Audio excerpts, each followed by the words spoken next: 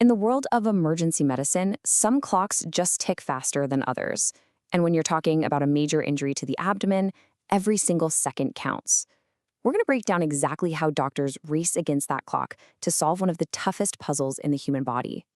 So here's the big question, right? A person takes a massive hit to the gut. On the outside, maybe just a bruise. But inside, it could be chaos. You've got all these vital organs packed in there, totally hidden from view. So how do they find a deadly bleed before it's too late? You really have to think of the abdomen as the body's black box. It's this sealed container holding all this critical machinery. Your liver, your spleen, your intestines. When trauma hits, the first, most urgent challenge is figuring out what's broken inside that box without being able to just pop it open and look. So how does this damage even happen? Well, it pretty much boils down to two main ways. You've got blunt trauma, think car crashes, major falls. The sheer force can compress and tear organs apart, and that's actually about 75% of these cases.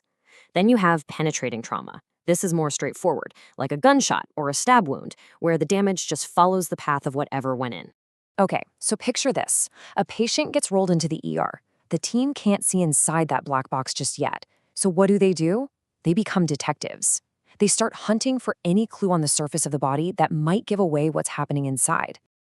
And this is where the detective work gets really cool. Imagine that patient from the car wreck comes in. They're obviously in pain, holding their stomach, but then they mention this sharp, intense pain in their left shoulder. Now, what in the world does the shoulder have to do with the abdomen? Well, it turns out that's a huge clue. And here it is. It's called Kerr's sign. See, if the spleen ruptures, blood starts to pool up and it irritates the diaphragm. And because the nerve for the diaphragm and the nerve for the shoulder are connected way back at the spinal cord, the brain gets confused. It interprets the diaphragm problem as shoulder pain. And just like that, a seemingly random complaint points directly to a life-threatening bleed. But Kerr's sign is just one of the things they're looking for. Doctors are trained to spot all these other subtle signs. There's the seatbelt sign, literally a bruise across the abdomen in the shape of a seatbelt. That just screams, check the intestines. Or something called Gray-Turner sign.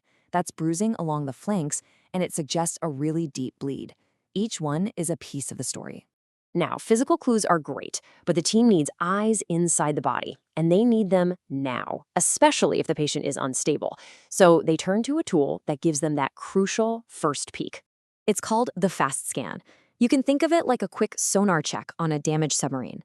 It's a bedside ultrasound. And the goal isn't to get a perfect picture of the organs. Nope. It's to answer one simple, urgent question.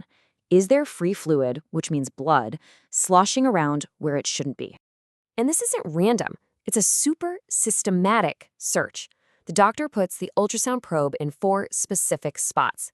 First around the heart, then up in the right upper quadrant by the liver, then the left upper quadrant by the spleen, and finally down in the pelvis. It's a rapid-fire process designed to find a major bleed in under 60 seconds. A FAST scan is absolutely vital for that first look. But what if the patient's vital signs are holding steady? What if you have a little bit more time? Well, that's when you bring out the big guns to get a truly detailed map of the damage. Going from a FAST scan to a CT scan is like trading a flashlight for a high-resolution 3D blueprint of the entire area. It shows exactly which organ is hurt, how bad the tear is. It can even spot something called a blush, which is literally the exact point where an artery is actively squirting blood. I mean, for a surgeon, that level of detail is a complete game changer. But, and this is a huge but, this incredible technology has one major weakness. It takes time. You have to move the patient, get them on the table, run the scan. For a patient whose blood pressure is cratering, for someone who is circling the drain, that is time they simply do not have. You just can't take an unstable patient on a field trip to the CT scanner. And all of this brings us to the moment of truth. The team has all the clues, from the exam, from the FAST scan, maybe from the CT. Now they have to make the biggest call of all. When it comes right down to it, you can forget all the fancy imaging for a second. It all boils down to this one single question. Is the patient hemodynamically stable? Are their vitals okay, or are they crashing? Because the answer changes everything. Look, if the patient is unstable and that FAST scan shows blood in their belly, there is no debate, there's no discussion. The path is direct and it is immediate. They go straight to the operating room. period. The only way to save their life is for a surgeon to get their hands in there and stop the bleeding. But if the patient is stable, the entire game changes.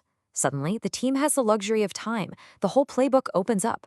They can get that detailed CT scan, and based on what it shows, they can make a much more thoughtful decision. They might still need to operate, or they might be able to try something else entirely.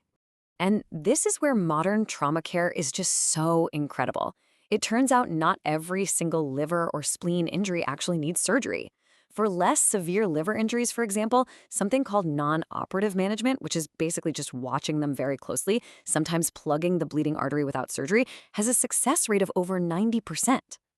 Think about that. That's amazing.